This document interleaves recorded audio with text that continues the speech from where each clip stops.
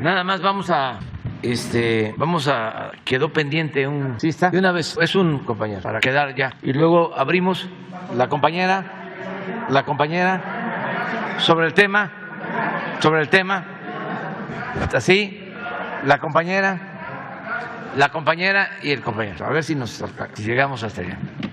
Presidente constitucional de los Estados Unidos mexicanos, su servidor Carlos Pozos, reportero de La Molécula Oficial, columnista de la revista Petróleo y Energía. Solicito su permiso, señor presidente, antes de iniciar mis dos preguntas, para reproducir dos audios de 1 minuto cada uno. Espero que contribuyan a la realización de la Cumbre de las Américas, de este proyecto continental que, si falla, presidente, uno de los principales beneficiarios será la potencia de China. Por ello recuerdo a un personaje, señor presidente, a la altura de Nelson Mandela, que en su momento, cito lo que dijo: López Obrador será la persona de más autoridad moral y política de México cuando el sistema se derrumbe, y con él el imperio. Me refiero al comandante Fidel Castro Ruz. Y es que en su momento, recordemos lo sucedido en la cumbre extraordinaria del 2004 en Monterrey, Nuevo León, cuando Fidel Castro conversa con Vicente Fox y quien le dijo: me acompañas a la comida y te vas. Este audio, señor presidente, nos recuerda cómo se quería hace 18 años excluir a Cuba, como ahora se le quiere volver a excluir a Cuba, Venezuela y Nicaragua del Club de los Democráticos. Y el segundo audio, señor presidente,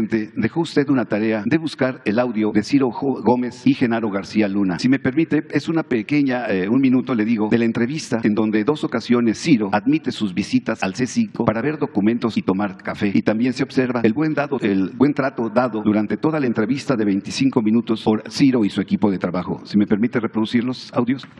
Bueno, vámonos. Ahora, ¿cómo se conviene? Pues mira, como lo estás señalando, 10, 11, 12 de la noche para que te instales y puedas de ahí descansar y estar a las 10 de la mañana. De acuerdo. Entonces ya nomás que la embajada me da la hora exacta para recibirte ahí como se debe. Sí, te lo dará, mañana te dará la hora exacta.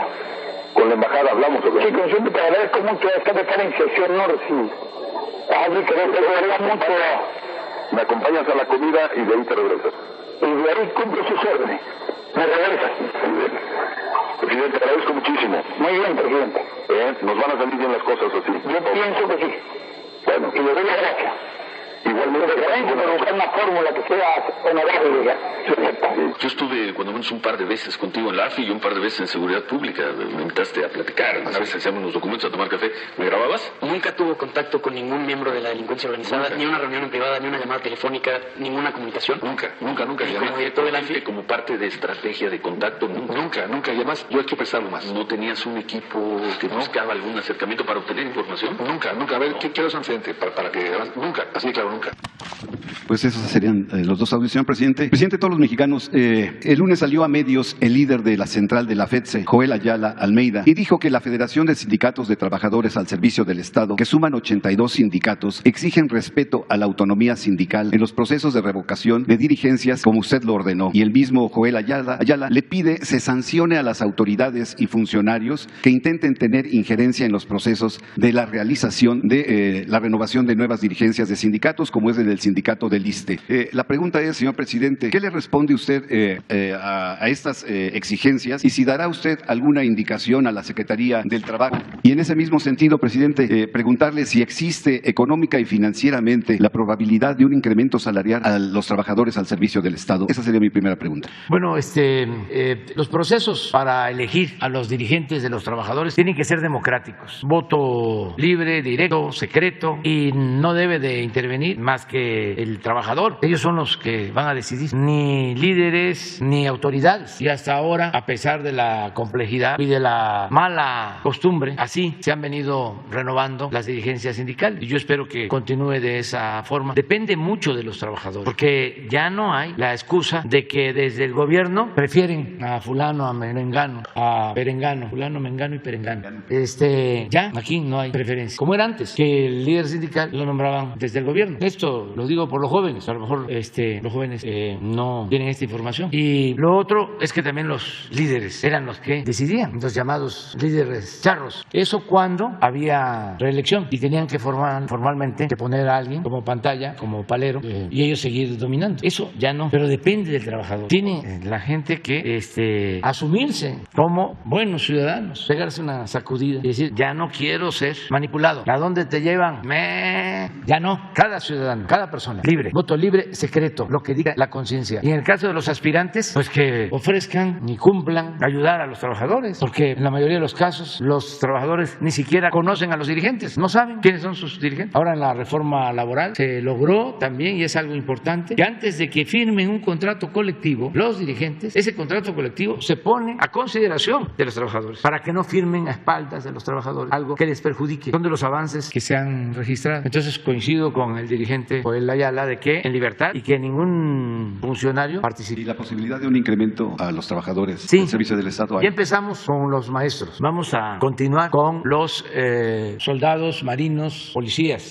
Luego van a ser médicos, enfermeras. Porque todo tiene una explicación. Si no, imagínense nuestros adversarios, ¿no? Estamos dejando a los médicos y a las enfermeras al final y que ponemos por delante a los soldados y a los marinos. Se trata de dejar a que terminemos de la contratación y de que funcione el sistema de salud pública, ya que tengamos resuelto lo que es el sueño que se va a convertir en realidad, la atención médica, los medicamentos gratuitos. Vamos a garantizar el derecho a la salud a todos. Que el que se enferme en este país, aunque viva en una comunidad marginada, de las más apartadas del territorio, tenga el derecho a ser atendido por un médico, que se le puedan hacer estudios, análisis clínicos, que pueda ser atendido si se requiere con una operación, una intervención quirúrgica, que se le entreguen todos los medicamentos gratuitos, prótesis, todo. Ese es el sueño que vamos a convertir en realidad. Pero estamos trabajando para que estén en buen estado los hospitales, desde el primer nivel, unidades médicas rurales, centros de salud, hospitales de segundo nivel, hospitales de especialidades. Eso es lo que estamos ahora construyendo. Y esto significa pues que tengamos todos los médicos para todos los turnos, también para fines de semana, médicos generales y especialistas, que no falten los medicamentos, y vamos a regularizar a todo el personal de salud. Solo doy un dato: se han regularizado desde que estamos en el gobierno 650,000 trabajadores de la educación. Nunca se había hecho eso. Es decir, se han entregado sus plazas a 650,000 trabajadores de la educación. Lo mismo vamos a hacer con los trabajadores de la salud. Entonces, como estamos en ese proceso, vamos ahora, después de los maestros, con policías, soldados, marinos, que son servidores públicos también muy importantes, porque nos cuidan, porque nos protegen. Y el cuarto bloque van a ser todos los oficinistas de los trabajadores al servicio del Estado. O sea, son 4 bloques, y en los 4 se va a regularizar su situación laboral. Es mi compromiso. Muchas gracias, señor presidente. Presidente de todos los mexicanos, mi segunda pregunta. El martes pudimos confirmar que la inseguridad ha bajado en la Ciudad de México, y con mucho gusto. Esto es gracias a la coordinación entre el gobierno federal y la jefa de gobierno Claudia Sheinbaum. Ese mérito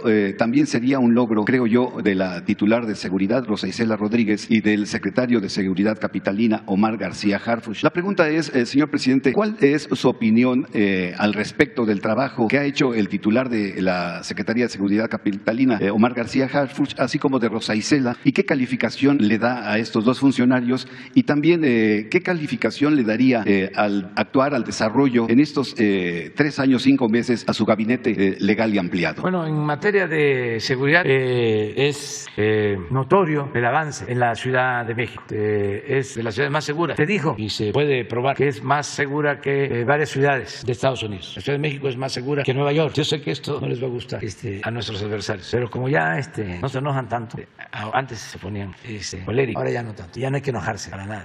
Más segura la ciudad que Chicago y que otras ciudades de Estados Unidos y del mundo. Y pues yo fui jefe de gobierno de la Ciudad de México del 2000 al 2005. ¿Y qué les puedo decir? En homicidios es lo mismo. Nosotros bajamos los homicidios. Eran 3 homicidios diarios cuando llegamos, y dejamos creo que en 1.8. Pero ahora, después de 20 años, está igual o menos. No sé si tenemos ahí el dato de hoy o de esta semana. Homicidios en la ciudad, creo que es 1.6. Está en el lugar 24 de las 32 entidades federativas, tomando en cuenta la población. 1.9. Y fue exactamente. No solo es mérito de quien les habla. Aquí estuvo Alejandro Encinas, hizo una buena labor. Él fue mi sustituto. Y luego estuvo Marcelo, hizo también buen trabajo. Y donde se desquició fue por aquí. Y aquí ya empezó a bajar. Y miren, y ayer hablaba yo, o antier, que estuvimos en la Ciudad de México, en las oficinas, en el antiguo ayuntamiento, de que muchos extranjeros estadounidenses jóvenes están viniéndose a vivir a la Ciudad de México. Hay seguridad en la Ciudad de México. Y es un equipo, desde luego. La jefa de gobierno está todos los días atendiendo el problema. Tienen ellos una peculiaridad. Nosotros nos reunimos de lunes a viernes de 6 a 7 de la mañana para recibir el parte sobre delitos, el reporte sobre delitos cometidos en todo el país. Nos reunimos todos. Pero en el caso de las autoridades de la Ciudad de México, también sábado y domingo. Es decir, son todos los días. Y el jefe de la policía de la Ciudad de México está haciendo un buen trabajo. Y lo mismo la procuradora, Ernestina Ernestina Godoy y Rosa Isela me ayudan muchísimo, mucho. La secretaria de Seguridad Pública y Protección Ciudadana, hasta me reclamaron que ahora que dije que todos los que estaban podían ser candidatos, no la mencioné a ella, pues también aprovecho, porque está haciendo una muy buena labor, Rosa Isela. Entonces, así estamos y eso es lo que puedo contestar. Vamos bien, pero la mejor calificación, pues es la de la gente, y lo cierto es que nos apoyan, nos están respaldando. La mayoría de los mexicanos, la mayoría está de acuerdo en que continuemos con la transformación y está muy de acuerdo en que no se permita la corrupción y está muy de acuerdo, porque este es un pueblo fraterno, noble, solidario, está muy de acuerdo que por el bien de todos primero los pobres. Hay desde luego quienes no piensan de esa manera, los respetamos, pero la mayoría sí está aprobando las acciones del gobierno en todas las encuestas. No hay una encuesta, ni la que hace el que era de el CISEN cuando Calderón, ahí dice, ni en esa reprobamos. Ya estoy presumiendo mucho, ¿verdad? Quedamos. Gracias, presidente. Buenos días. Nancy Flores, de la revista Contralínea. Presidente, buenos días también al subsecretario. Presidente, en la revista Contralínea vamos a insistir en este tema de los refugios para víctimas de trata, menores víctimas de trata de personas, de Rocío Orozco, porque en el expediente que nos entregó la secretaria Rosa Isela Rodríguez se revelan varias cosas. Primero, decir que la Procuraduría Federal de Protección a Niñas, Niños y Adolescentes está buscando regularizar estos refugios y con ello, pues, lo que se permitiría es que sigan operando, y esto es lo que se revela en ese expediente que nos entregó la secretaria de Seguridad. También se revela que hasta mayo, es decir, hasta el 10 de mayo que estaba fechado este expediente, no se encuentran dentro del registro, del padrón que tiene la Secretaría de Gobernación estos refugios, y que todavía hay 21 menores de edad que forman parte o que están pues bajo la custodia de estos albergues. También se revela, por ejemplo, que la quinta carpeta de investigación, porque aquí se incluyen varios expedientes, entre ellos uno que entrega la Fiscalía General de Justicia del Estado de México, que el quinto expediente que corresponde a las responsabilidades de Rocío Orozco y de las personas que estaban al frente de estos refugios, pues no se da ningún reporte de ello. Se habla de los otros 4 expedientes, pero del quinto no.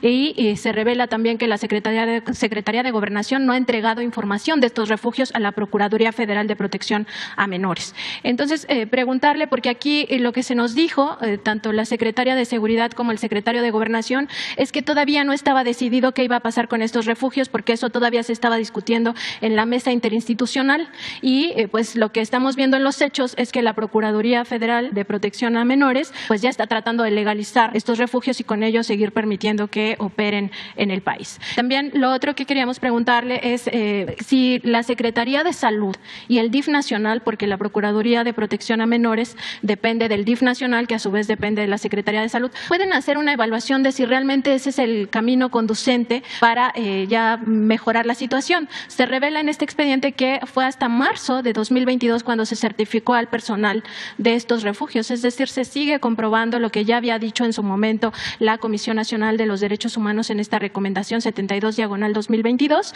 de que pues no tienen personal capacitado, o al menos no lo tenían hasta marzo pasado, y que pues estos menores no sabemos cuál es su situación actual, cuando en el pasado pues lo que nosotros descubrimos en esta investigación es que los niños quedaban abandonados durante las noches y fines de semana, que eso posibilitó que 3 de ellos pues fueran víctimas de violaciones sexuales reiteradas, cuando de por sí ya habían sido víctimas de trata. Entonces, preguntarle qué va a hacer el Estado mexicano, porque tiene una responsabilidad por el interés superior de la niñez. Pues va a ser justicia. Y qué bien que vuelves a tratar el tema, porque si esos refugios no son confiables, pues no deben de existir, no se deben de autorizar. Entonces vamos a pedirle a Rosa Isela, la directora del DIF, a quienes tienen que ver con este asunto, que se reúnan y que nos presenten una propuesta. Si te parece, es importante lo que ustedes hacen.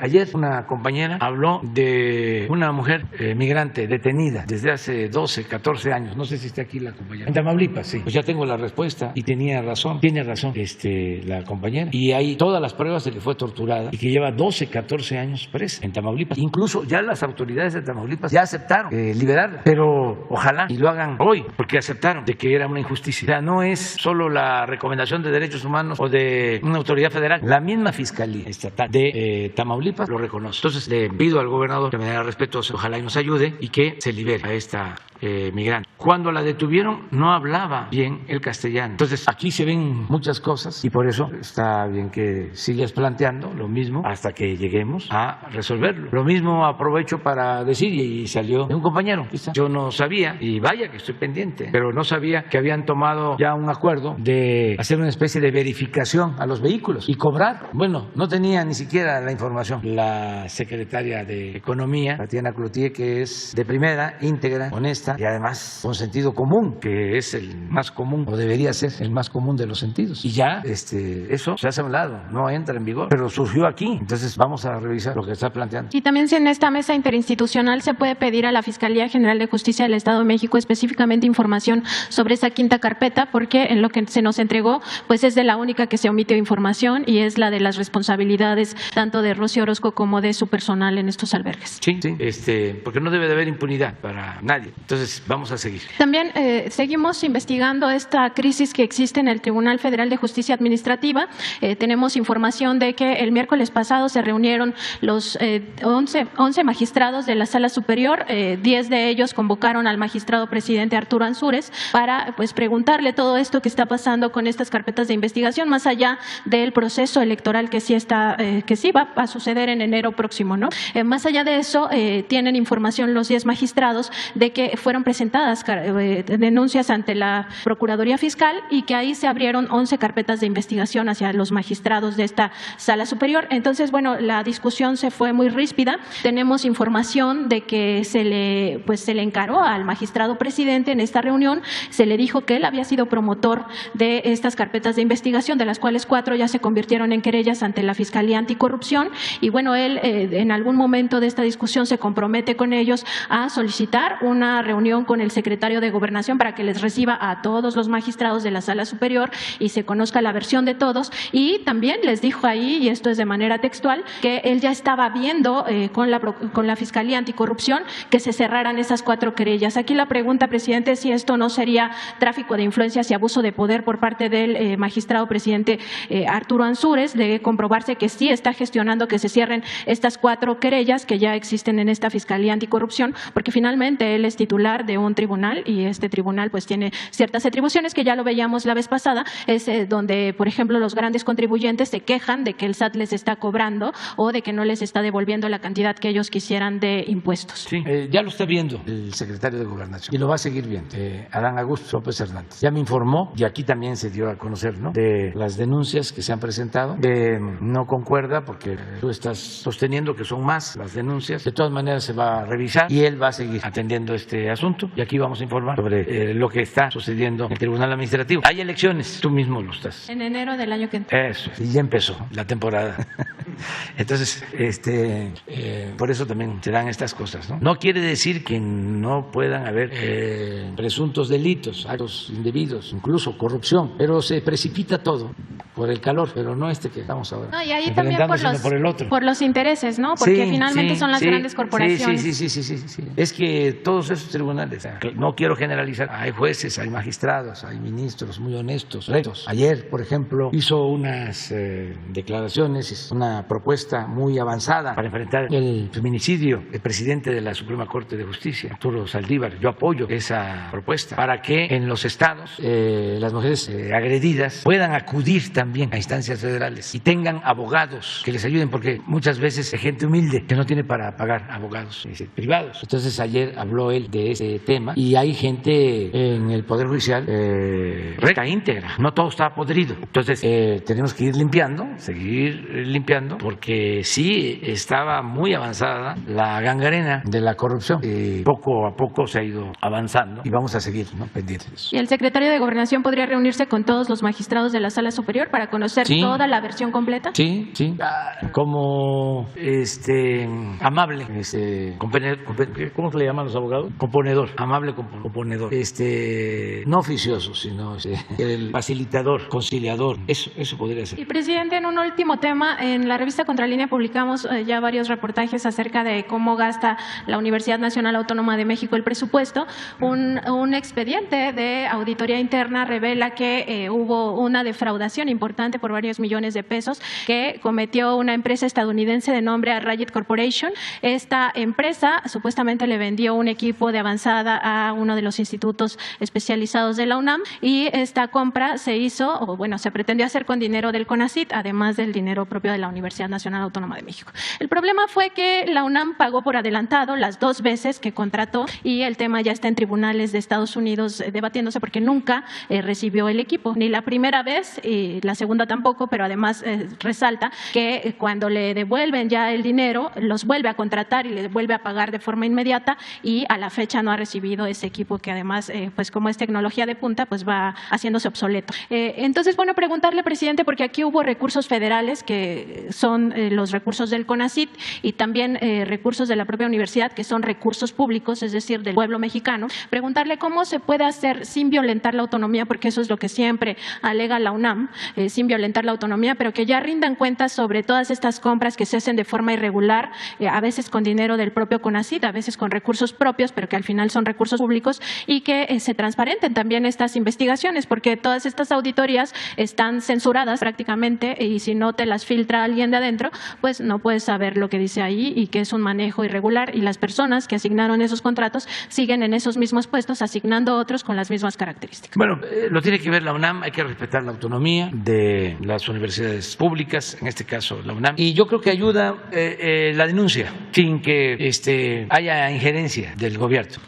La denuncia pública, que se ventile todo, que no haya cotos de poder reservados en donde no se informa o no hay transparencia y no es cuestionar a la UNAM. Yo he hecho aquí algunos planteamientos, ¿no? Y se han malinterpretado porque me interesa mucho que esta institución importantísima, histórica de nuestro país siga siendo una gran institución, que no se mantengan cotos de poder, influyentismo, que no coopten a investigadores, a maestros, que no castiguen a los que no están de acuerdo con las posturas antineoliberales, porque se llegó al extremo de que la mayoría de los maestros eran aplaudidores del régimen de corrupción. Y estoy hablando de la ciencia social, se cundió de derechismo, con todo respeto. Y luego, pues con el presupuesto se premiaba a gente, se les creaba institutos especiales, se fue creando una especie de burocracia dorada y los maestros de asignatura ganando muy poco. Pero eso no significa que estemos en contra de la UNAM, significa que hay que revisar. Eso no es posible que salga una gente cuestionada por un mal manejo en una institución y se va a la UNAM como premio.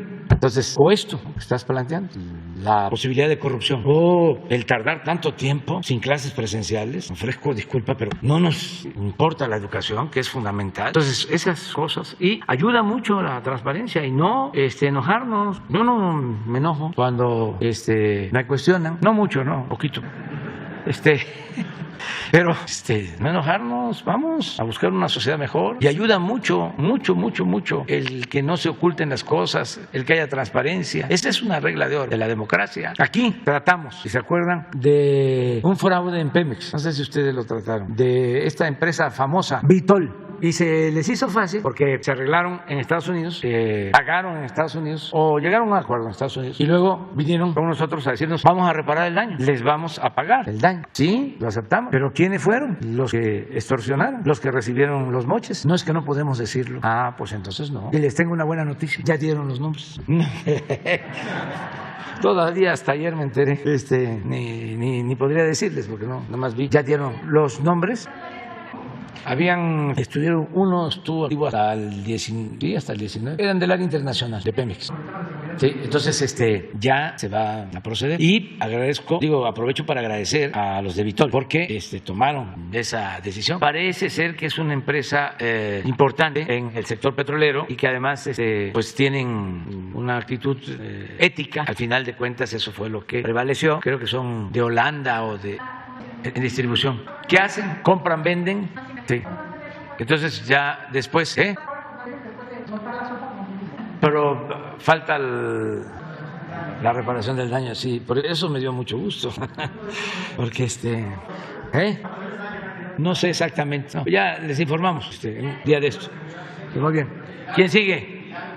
Presidente, muy buenos días. Janet Galindo, del Grupo Transmedia La Chispa, Campeche, Tabasco, Yucatán, Petrolera y Ciudad de México. Señor presidente, con todas estas hondanadas que se han dado por parte de opositores y que se han logrado frenar obras a través de dictámenes que han dado jueces, por ejemplo, obras del sureste, ya sabemos a qué nos referimos, pero sin embargo hay obras que también tuvieron esta presencia de oposición y se han logrado hacer. ¿A cuánto estamos? ¿A qué nos referimos en pérdidas en cuanto a tiempos, horas hombre, en cuanto a cuestión también monetaria? ¿Qué tanto estamos perdiendo al detener esos proyectos que finalmente sabemos que se van a lograr? No, pues si hacemos un análisis de pérdidas, estaríamos hablando no de miles de millones, sino de billones de pesos. Por ejemplo, si no hubiésemos enfrentado el robo de combustibles, a ver si no está la nota de lo que se ha ahorrado, y ahora tenemos que aplicarnos porque hay un repunte que se nos ha venido expresando de 3 meses a la fecha. Claro, nada que ver con lo que había. Sí, de 4 a un poquito más de 6. Sí, nada más aquí. La corrupción no es nada. Es el principal problema del país, que hay que acabar, desterrarlo. Diciembre del 18, 72,000 barriles se robaban. Cuando tomamos la decisión fue este día. Aquí empezó el primer día. Empezamos a bajar. Aquí se nos presentó una crisis fuertísima de desabasto y andábamos en 4, pero aquí empezó de nuevo. Aquí sobre todo, marzo se está levantando. Estos son 6,800 barriles diarios, claro. En comparación de 72, estamos hablando del 10%. Sin embargo, esto ha significado un ahorro de 202,000 millones de pesos. Este es el financiamiento de un año, sí, del año pasado, porque este año es más, del año pasado, de la pensión de adultos mayores. Entonces, así como eso, si le sumamos, vamos a sumarle con la lista de las condonaciones de impuestos. Ya llevamos ahí 202. Hay un resumen y hemos logrado acuerdos importantes. Por ejemplo, lo de los gasoductos es ahorro, lo de los reclusorios es ahorro, lo de la compra de los medicamentos es ahorro. Hacían su agosto. Los contratos de obra, lo que cobraban en Pemex, hacían y deshacían. Las empresas extranjeras, yo no sé qué les daba de que se sentían internacionalistas. Se burlan de que somos pueblerinos. Es mejor lo que decía Ignacio Manuel Altamirano, mucho mejor que ser hombre de mundo, internacionalista, aunque hay internacionalistas ejemplares, ¿no? A ver si está en el libro, nada más para tener una idea. Un parámetro. Bueno, el aeropuerto. Es lo que le iba a decir, o sea, sí, finalmente el aeropuerto. Son como 120,000 millones de ahorro.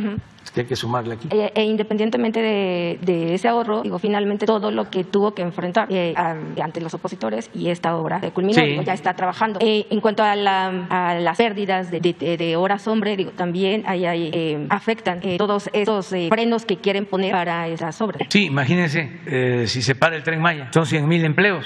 Y si se estuviese generando una destrucción, como lo plantean, pues a lo mejor sí. Nosotros no hemos permitido, no hemos otorgado un contrato, una concesión minera desde que estamos. No se permite el fracking, no se permite el maíz transgénico. Tenemos el programa de reforestación más importante del mundo. Nadie, ningún país invierte 1,300 millones de dólares al año en reforestación. Ni Estados Unidos. No, esto lo hacen porque están enojados, porque era una casa divina, una mafia de poder económico, de poder político, que se alimentaban, se nutrían mutuamente, tenían tomado el gobierno para saquear, para robar, toda una red, todo un andamiaje, en donde ni siquiera los políticos eran los más importantes, eran empleados, mandaban los oligarcas, un grupo compacto, y ellos financiaban a los partidos y a los políticos, y de ahí financiaban hacia abajo, en otro nivel, a los intelectuales orgánicos para que justificaran el saqueo o se callaran. Y lo mismo con los medios de información, con la mayoría.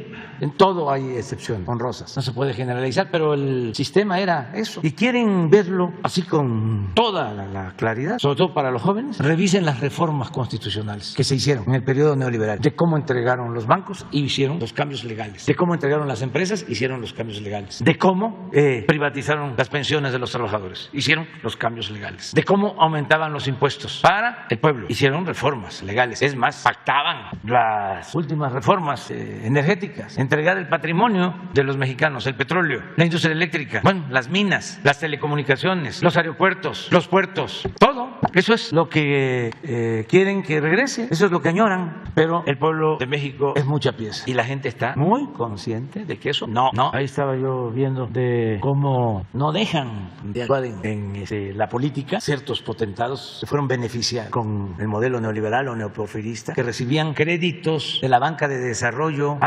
Por eso no nos querían a nosotros. Ellos financiaban las campañas negras, las guerras sucias en contra nuestra. Ellos le pagaban a intelectuales, corporaciones económicas, financieras, y todo eso está documentado. Miren cuánto es: 366,000 millones de pesos de condonación de impuestos a las grandes empresas. Y no están todas, nada más si le hubiese yo seguido seguido como iba aquí. ¿Cuánto? 200. Pues son los 11 millones de becas para todos los estudiantes pobres. La escuela es nuestra, alcanza para las medicinas gratuitas. La corrupción hay que desterrarla no solo por razones de índole moral, sino porque es mucho el dinero que se va por el caño de la corrupción. Afortunadamente ya estas empresas están pagando. Vamos a dar una buena noticia en la semana próxima. ¿Por qué no hoy?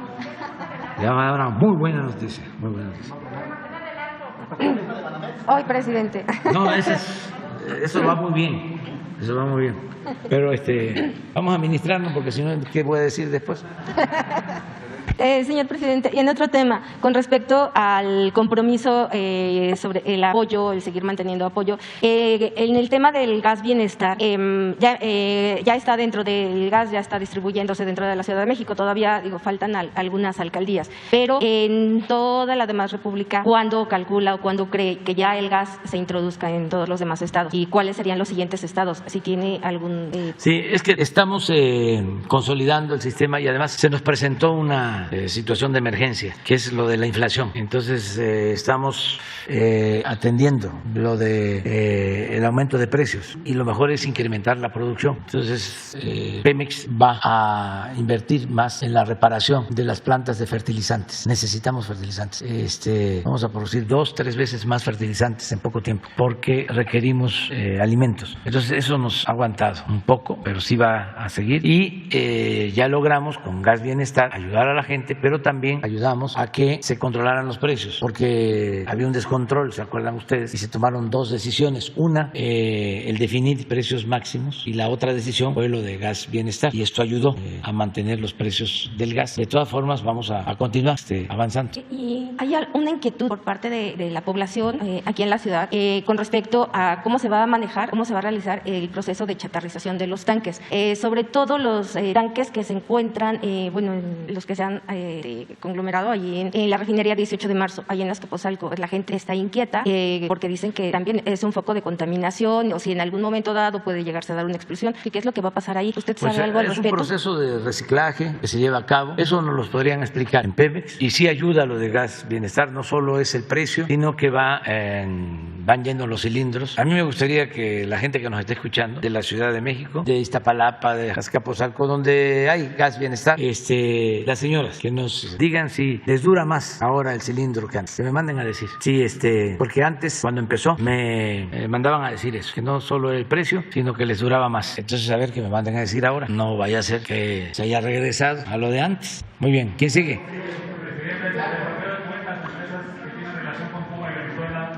¿Quién sigue? Vamos.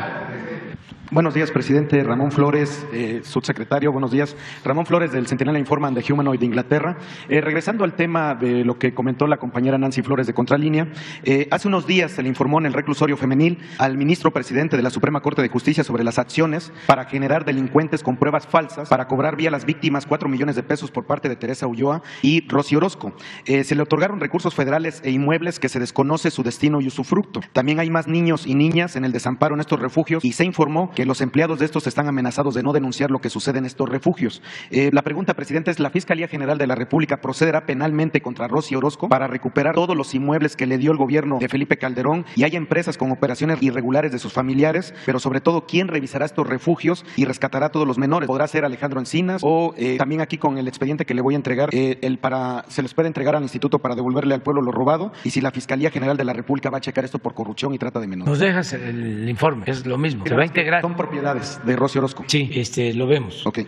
Nos entregas con Jesús los sí, documentos. Ahorita le entrego el expediente que traigo aquí abajo.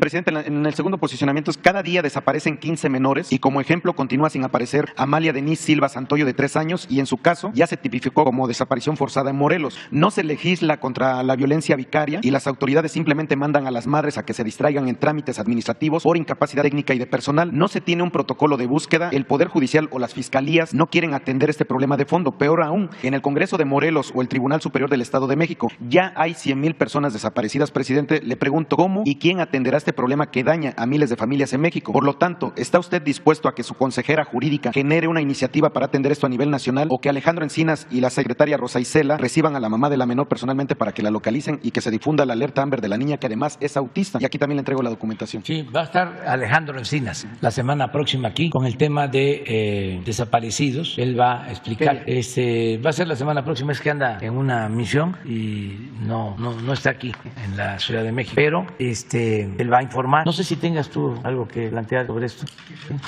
Gracias.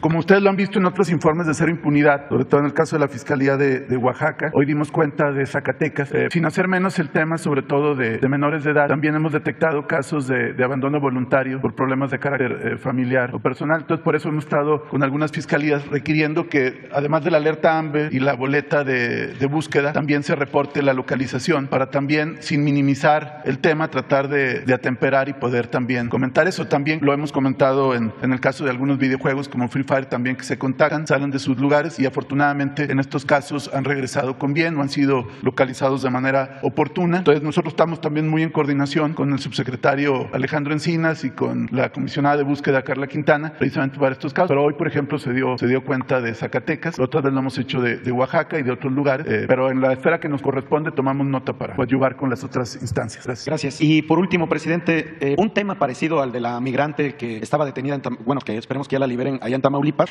También traemos un caso del señor Isidro Luis Morales Romero, toda vez que ha sido víctima de abuso de poder de las autoridades estatales, ya que se encuentra detenido ilegalmente e injustamente en la ciudad de Puebla. Su proceso es el 264-2009 y no hay una sola prueba legal jurídica que lo incrimine en el supuesto delito. Este caso es muy similar al de Durada Razonable. Presidente, la familia está pidiendo justicia jurídica y no sé, yo le voy a entregar aquí parte del expediente, si lo pueda recibir su Consejería Jurídica o Alejandro Encinas, porque este es un caso grave. O sea, fabricaban delitos o fabricaban falsos culpables, presidente, en los sexenios anteriores. ¿Se le puede entregar este expediente para que la familia sea recibida por su Consejería Jurídica o Alejandro Encinas? Sí.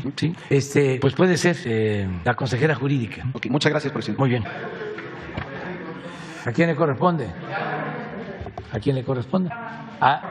Presidente. Buenos días, señor presidente, buenos días a todos los presentes. Elías Fernández, de Noticias del Movimiento Conciencia y colaboradora del programa radiofónico Iztaccíhuatl en el Sendero de la Luna. Señor presidente, aquí en este espacio, el día 9 de julio del año pasado, expuse acerca de la enorme problemática por la sobrepoblación de perros y gatos en nuestro país. Y aunque mencioné diversos puntos ominosos por este fenómeno social que nos afecta a todos, hoy solo quiero referirme exclusivamente a las violencias extremas. Ese mismo día comenté el caso de una niña de 5 años que murió envenenada luego de comerse un pan con el que se pretendía matar a su perro en el municipio de San Pedro, Soteapan, Veracruz. Posteriormente conocimos sobre la tragedia en el municipio de Tototlán, Jalisco. Valeria, de 2 años de edad, murió porque salió a jugar, levantó una galleta que se encontraba en el piso y se la comió, como lo haría cualquier otro niño, pero la galleta tenía veneno. Alguien la dejó ahí para matar a su perro. Más tarde tuvimos conocimiento que en Santiago Ciantetianguisenco, Estado de México, envenenaron alrededor de 30 perros. En el mes de marzo pasado, en San Luis Potosí, por intentar defender a un perro que era golpeado por sus vecinos, una joven fue agredida brutalmente y tuvo que ser hospitalizada en estado grave. Y así podría seguir. Ayer mismo, un accidente en la carretera Matamoros-Victoria, en Tamaulipas, reveló el cargamento de más de 4 toneladas de perros y gatos muertos. Y siempre, en todos estos casos, prevalece la impunidad. ¿Cómo no llegar a tales extremos de violencia si el pensamiento estrecho de algunas autoridades, como las del PRI en el estado de Tlaxcala, proponen considerar a los perros como plaga? ¿Estará usted de acuerdo, señor presidente, que la política de la muerte y la violencia, en vez de ir a las raíces del problema, solo destruye una sociedad? Señor presidente, por lo antes expuesto, representantes de diversos grupos de la sociedad civil que trabajan por los derechos humanos y los derechos de los animales me han pedido, si es posible, entregarle próximamente una propuesta integral fundamentada en estudios serios y rigurosos, en la ética, en el humanismo y en la experiencia fruto de una labor de décadas que han llevado a cabo estos grupos. La crueldad contra los animales erróneamente aún sigue siendo un tema minimizado en relación con los asuntos de seguridad y paz social, cuando ya está demostrada la relación que existe entre crueldad animal y criminalidad, lo que seguirá ascendiendo mientras no se apliquen políticas públicas transversales y preventivas. Dicho proyecto quizás sea de interés para la Secretaría de Seguridad y Protección Ciudadana. ¿Alguna respuesta para estas asociaciones que además ahora le piden se investigue sobre el macabro origen y destino de las 4 toneladas de cadáveres de perros y gatos que se dirigían a Estados Unidos? ¿Alguna respuesta para estas organizaciones que quieren proponer? Bueno, que vamos a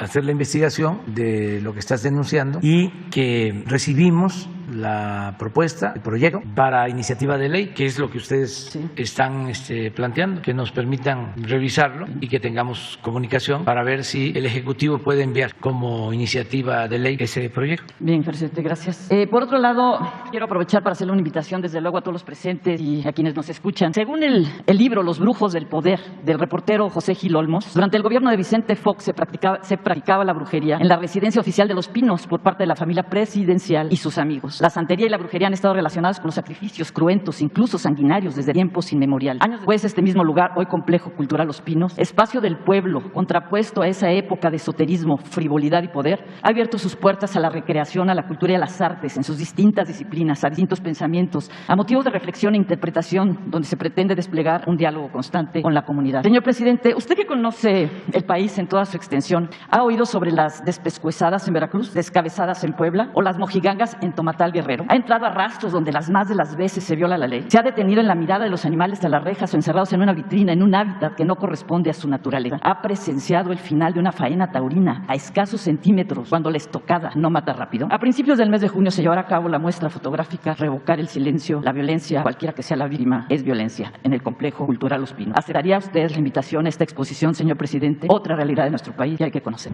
Mándame la invitación a ver cómo está la agenda.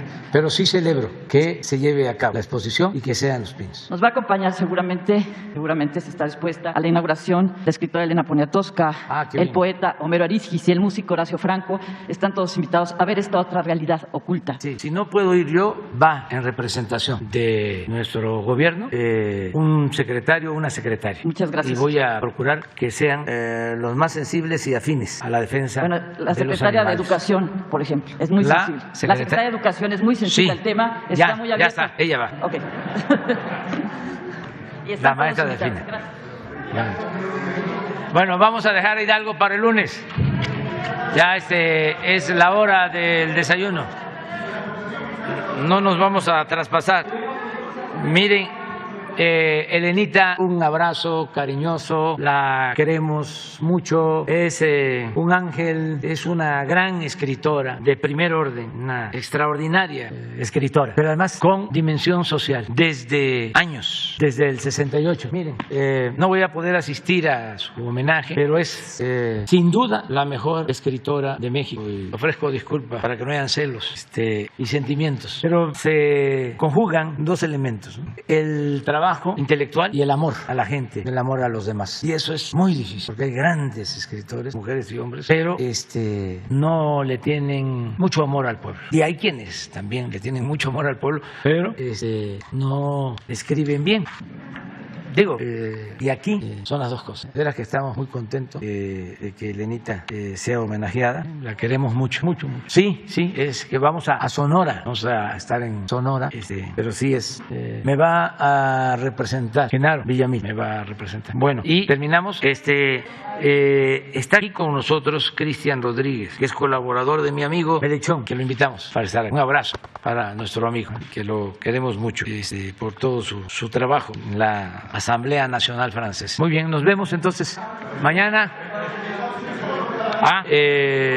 Nos reunimos ayer, platicamos por teléfono con los representantes del Congreso, del Departamento de Estado. Se están haciendo reuniones conjuntas. Yo espero que hoy o mañana tengamos ya una respuesta. ¿Qué puedo decir? Que hay un ambiente de mucho respeto en las pláticas, que le tenemos confianza y afecto al presidente Biden y que pues queremos que se tome en cuenta la propuesta de no excluir a nadie.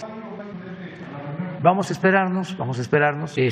Tengo confianza en el presidente Biden. Es el momento de un gran viraje. Es el momento de iniciar una etapa nueva en las relaciones de los países de América. Y va a ser un ejemplo para el mundo. Y solo lo puede hacer el presidente Biden.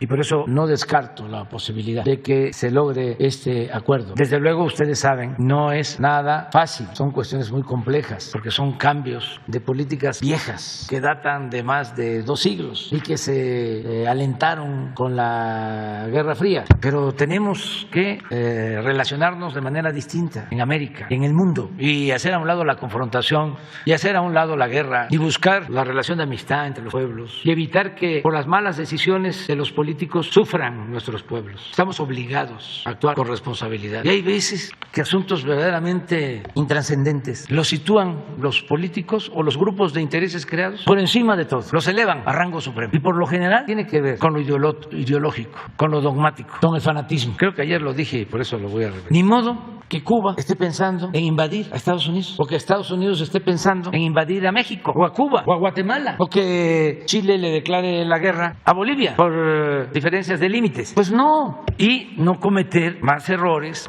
como el de no dedicar tiempo suficiente en apostar al diálogo y a la política en el conflicto de Rusia con Ucrania. Miren el daño que está causando a inocentes por un mal manejo de las cúpulas políticas del mundo, porque la política se inventó, entre otras cosas, para evitar la confrontación y la guerra. Entonces ya vamos a un lado todo eso y vamos a buscar relaciones de hermandad, apostemos a un mundo donde prevalezca la fraternidad, el amor. ¿Qué ganamos con estar peleando? O decir, tú me caes mal porque no piensas como yo pienso. ¿Por qué la discriminación? ¿Por qué el racismo? ¿Por qué el clasismo? Y vamos a seguir en el discurso hablando de que no queremos racismo, de que no queremos clasismo, de que no queremos discriminar a nadie, de que somos libres, de que somos independientes, de que somos soberanos. Pero en los hechos demostramos lo contrario. Por eso es muy importante este momento y tengo confianza de que se dé el ejemplo, que América dé el ejemplo, toda América. Ni siquiera hablo en la expresión de Martí, de nuestra América, hablo de todo el continente americano. Entonces vamos a esperarnos, ya vamos a saber. Pronto se sabrá. Nos vemos, hay que desayunar. Adiós.